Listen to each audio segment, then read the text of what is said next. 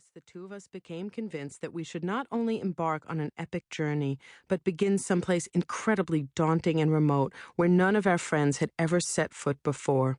And so we decided to kick off our adventure in the People's Republic of China. At that point, Communist China had been open to independent backpackers for about all of 10 minutes. The summer after our graduation from college, we'd purchased around-the-world airline tickets, which began with a flight from New York to Hong Kong that September. By slowly plane hopping around the waistline of the planet, we figured we'd circumnavigate the globe in exactly a year, returning just in time for my student loans to come due. We had no idea, of course, of how complicated the world could be, or of our place in it, or of just how much trouble we were in for. We didn't even comprehend what it would feel like to lug water purifiers, sleeping bags, and leaden pairs of hiking boots around the globe. All we thought was, hey, let's be Odysseus, let's be Byron, let's be Don Quixote, Huck Finn, and Jack Kerouac all rolled into one, except with lip gloss. Let's conquer the fucking world. As we alighted from the gangway, Claire pirouetted. Oh my God, we're in Hong Kong, can you believe it? We each gave a trilling, girlish squeal, no doubt exactly as Odysseus would have done, and sashayed through passport control. We hadn't even reached the baggage claim, however, before I got a massive nosebleed.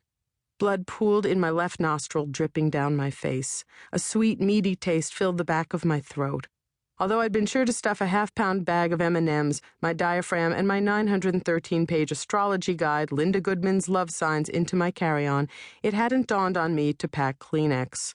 I found a crumpled, lint-ridden United Airlines cocktail napkin and stuck it up my nose. Ow, Claire winced as she drew closer. That looks nasty. Here.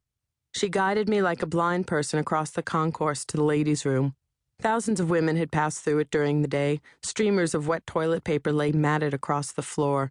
Claire eased me down onto a dry spot near the sinks. Leaning my head back, I almost choked on my own blood. She rummaged through her purse, pulling out the split of champagne we'd bought at the duty-free shop back in San Francisco, her Mason Pearson hairbrush, a paperback copy of The Genealogy of Morals. Claire was perhaps the first person to insist on bringing the complete works of Friedrich Nietzsche on a backpacking trip. But she hadn't thought to pack tissues either, which was ironic because we'd otherwise prepared for this voyage as if it were the invasion of Normandy. The bags we checked were laden with no less than 14 Berlitz phrase books, 2 different types of malaria pills, earplugs, first aid kits, inflatable pillows, sarongs, flip-flops, bug spray, Quell, anti-diarrhea medicine, canteens, condoms, 6 Penguin literary paperback classics by authors ranging from Cervantes to Virginia Woolf, and enough tampons to last us a year.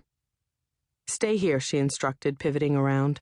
Even when she was exhausted, Claire moved with the discipline of the ballerina she'd once been, her feet turned out, her carriage erect, her chin elevated. With her long neck and aristocratic features, she looked like a Dutch Renaissance Madonna, albeit one in a polo shirt and pleated khakis from L.L. Bean. She had an air of certainty about her, a regal loveliness. Me? I was all breasts and flyaway hair and enormous mismatched rhinestone earrings. Half the time I flounced around in black rip-neck sweatshirts with my bra strap showing. I'd cleaned my act up for traveling, but just barely. Claire returned, dragging both our backpacks. Fuck, we overpacked, she said. Gingerly, I stood up. My reflection in the mirror was a catastrophe. The lower half of my face was caked with dried blood. It looked like a Ming vase that had been smashed and glued back together. Claire handed me a fistful of napkins from the airport snack bar, and I cleaned myself up as best I could.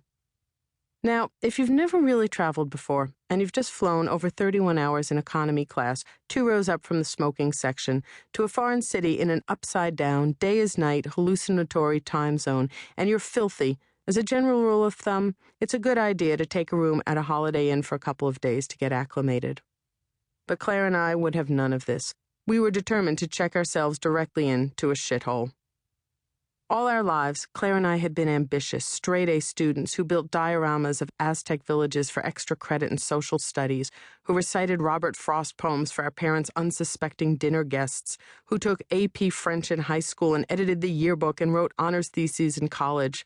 It wasn't enough for us to merely navigate the world on our own. Oh no, we had to prove to everyone in the process just how expertly and imaginatively we could do it too.